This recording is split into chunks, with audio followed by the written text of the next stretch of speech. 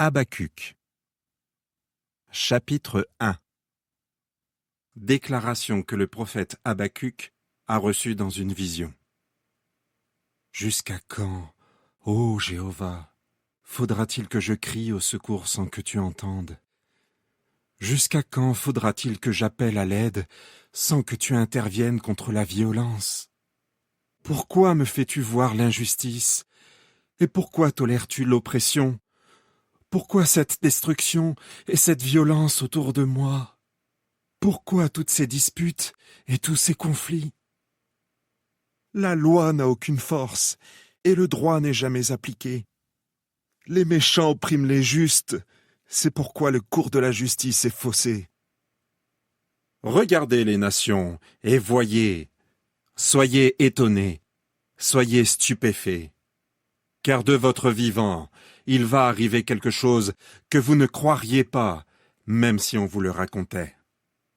Car voici que je fais venir les Chaldéens, nation enragée et sans pitié. Ils envahissent de vastes étendues de pays pour s'emparer d'habitations qui ne sont pas à eux. Ils sont effrayants, redoutables. Ils établissent leur propre justice et leur propre autorité. Leurs chevaux sont plus rapides que des léopards, plus féroces que des loups le soir. Leurs chevaux de guerre arrivent au galop, leurs chevaux viennent de loin. Ils volent comme l'aigle qui se précipite sur sa proie. Ils viennent tous pour agir avec violence. Avançant tous ensemble, ils sont comme le vent d'Est, et ils ramassent des prisonniers comme du sable. Ils se moquent des rois, et rient des hauts fonctionnaires. Ils rient des forteresses. Ils élèvent un remblai de terre et s'emparent d'elles. Puis ils continuent leur route, avançant comme le vent. Mais ils deviendront coupables, car ils attribuent leur force à leur Dieu. N'existes-tu pas depuis toujours, ô Jéhovah? Ô mon Dieu, mon Saint, tu ne meurs pas. Ô Jéhovah, tu les as désignés pour exécuter le jugement. Ô mon rocher, tu les as établis pour punir.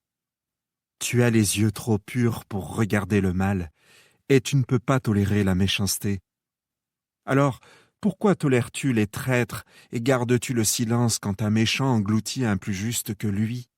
Pourquoi rends-tu les hommes pareils aux poissons de la mer, pareils aux animaux marins qui n'ont pas de chef?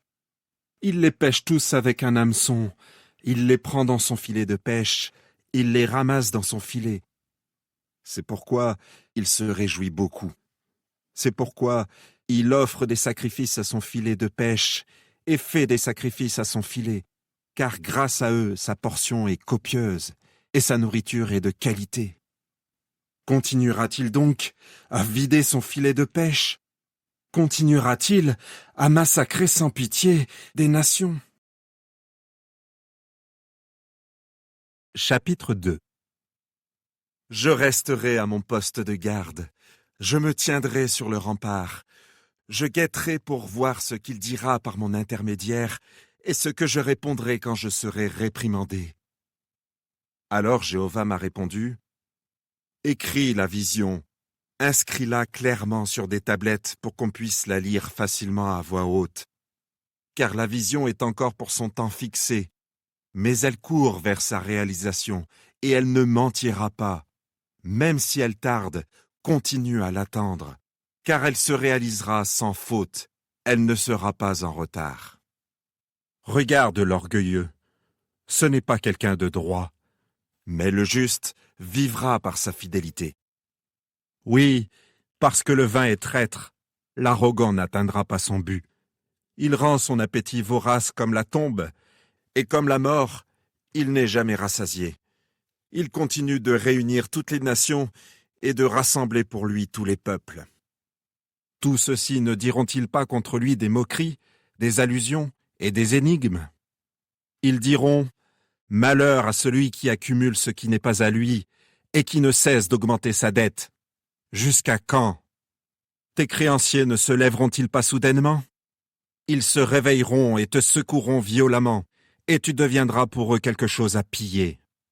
Tous ceux qui restent des peuples te pilleront, parce que tu as pillé de nombreuses nations, parce que tu as versé le sang humain et que tu as traité avec violence le pays, les villes et leurs habitants.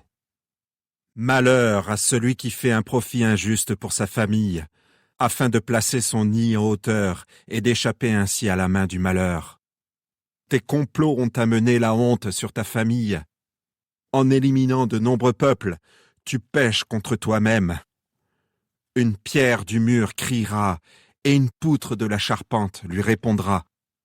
Malheur à celui qui bâtit une ville en versant le sang, à celui qui établit une cité par l'injustice. Voyez, quand des peuples se fatiguent pour ce qui finit au feu, et que des nations s'épuisent pour rien, n'est-ce pas parce que Jéhovah des armées le veut? Car la terre sera remplie de la connaissance de la gloire de Jéhovah, comme les eaux recouvrent le fond de la mer. Malheur à celui qui fait boire quelque chose à ses compagnons, en y ajoutant fureur et colère, pour les enivrer et regarder leur nudité. Tu seras gorgé de honte plutôt que de gloire. Bois à ton tour et montre ton incirconcision. La coupe dans la main droite de Jéhovah viendra vers toi aussi, et la honte recouvrira ta gloire. La violence faite au Liban te couvrira, et la destruction qui terrifiait les bêtes viendra sur toi, parce que tu as versé le sang humain, et que tu as traité avec violence le pays, les villes et leurs habitants. À quoi sert une statue sculptée une fois que son fabricant l'a sculptée?